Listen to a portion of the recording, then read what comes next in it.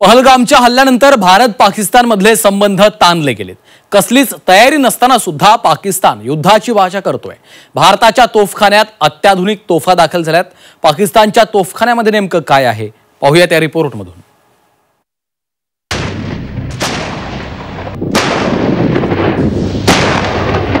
गृहकलह आणि अंतर्गत वादात अडकलेल्या पाकिस्तानला भारताशी युद्ध करण्याची खुमखुमी वाटतेय। लष्करी ताकद, सैन्य, लढाऊ विमानं यांच्यासह सर्वच बाबतीत पाकच्या कोसो अंतर पुढे असलेल्या भारताशी लढण्याचं पाकचं दिवा स्वप्न आहे। आता आपण भारत आणि पाकिस्तानातील आर्टिलरीचा अर्थात विविध अत्याधुनिक तोफांचा आढावा घेणार आहोत। भारतानं गेल्या काही दशकात तोफखाना आधुनिक करण्यावर भर दिलाय। भारताकडे विविध प्रकारच्या तोफा आणि रॉकेट्स आहेत। बोफोर्स FH-77B 155 mm हॉवित्झर ही स्वीडिश बनावटीची तोफ 1980च्या दशकात खरेदी करण्यात आली आणि ही कारगिल युद्धात प्रभावी ठरली होती। धनुष बोफोर्सच्या डिझाईनवर आधारित ही स्वदेशी हॉवित्झर आहे। याची रेंज 38 किलोमीटर आहे आणि ही तोफ सध्या मोठ्या प्रमाणात भारतीय सेनेत समाविष्ट होतीये। अल्ट्रा लाईट हॉवित्झर अमेरिकेकडनं खरेदी केलेली ही कॅलिबर तोफ हलकी आहे, 4.2 टन वजनाची, ज्यामुळे पर्वतीय भागात याचा वापर सोयीचा आहे। याची रेंज 30 ते 40 किलोमीटर पर्यंत आहे। K9 वज्र दक्षिण कोरियाच्या K9 थंडरवर आधारित ही स्वदेशी तोफ आहे। याची रेंज 50 किलोमीटर पर्यंत आहे आणि ही तोफ मैदानी आणि रणगाड्यांविरुद्धच्या लढाईत प्रभावी आहे। Pinaka multi barrel rocket launcher स्वदेश बनावटीची ही सिस्टम 38 ते 90 किलोमीटर पर्यंत याची रेंज आहे, हल्ला करू शकते। पिनाका ER आणि गाइडेड व्हर्जन विकसित होत आहे। आणि स्मर्च MBRL रशियन बनावटीचं हे रॉकेट सिस्टम 90 किलोमीटर पर्यंत हल्ला करू शकतो। पाकिस्तानची आर्टिलरी प्रामुख्यानं अमेरिका, चीन आणि काही युरोपीय देशांवर अवलंबून आहे। पाकिस्तानी सेना LOC वर आर्टिलरीचा वापर आक्रमकपणे करते। विशेषतः जम्मू काश्मीर या भागात अधिक वापर होतोय अशी माहिती आहे। M10-9A5 अमेरिकन बनावटीची ही स्वयंचलित तोफ आहे, ज्याची रेंज 18 ते 30 किलोमीटर पर्यंत आहे। M198 ही अमेरिकन बनावटीची तोफ आहे, ज्याची रेंज 22 ते 30 किलोमीटर पर्यंत आहे। टाइप 59-1 ही चीनी बनावटीची तोफ आहे, जी रशियन डिझाईनवर आधारित आहे। त्याची रेंज 27 किलोमीटर पर्यंत आहे। A100 MBRL हे चीनी बनावटीचं रॉकेट लॉन्चर आहे, ज्याची रेंज 100 किलोमीटर पर्यंत आहे। आणि यारमुक MBRL हे स्वदेशी बनावटीचं रॉकेट लॉन्चर आहे, ज्याची रेंज 40 किलोमीटर पर्यंत आहे।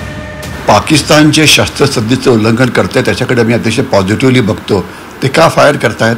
त्यांना भीती वाटते अचानक भारतीय सैन्य त्यांच्यावरती हल्ला करीत।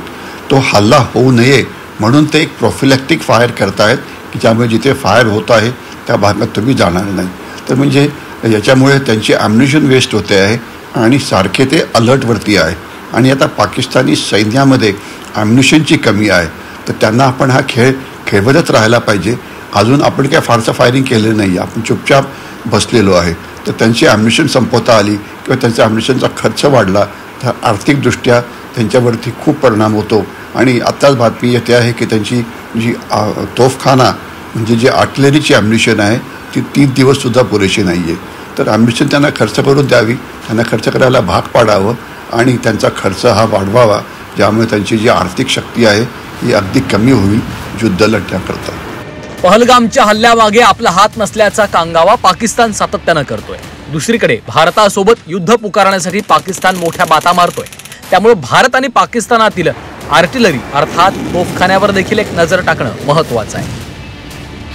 भारताकडे सध्या अंदाजे 4 ते 4.5 तोफ आहेत। पाकिस्तानकडे अंदाजे 4000 इतक्या तोफा आहेत, ज्यामध्ये 155 mm आणि 130 mm तोफांचा समावेश आहे। आर्टिलरी मॉडर्नायझेशन प्रोग्रामच्या अंतर्गत 1500 ते 2000 नवीन तोफा समाविष्ट करतोय। तर पाकिस्ताननं चीनी तंत्रज्ञानावर आधारित SH-1 आणि A100 यासारख्या सिस्टम्सवर लक्ष केंद्रित केलंय। भारतानं स्वदेशीकरणावर भर दिला असून धनुष, ATAGS आणि पिनाका यासारख्या सिस्टम्स मेक इन इंडिया अंतर्गत विकसित केल्यात। तर आर्थिक अडचणी आणि परदेशी अवलंबित्वामुळे पाकिस्तानला आधुनिकीकरण मर्यादित करावं लागलंय। भारताची आर्टिलरी पर्वतीय आणि मैदानी या दोन्ही भागात प्रभावी आहे, विशेषतः LAC आणि LOC वर।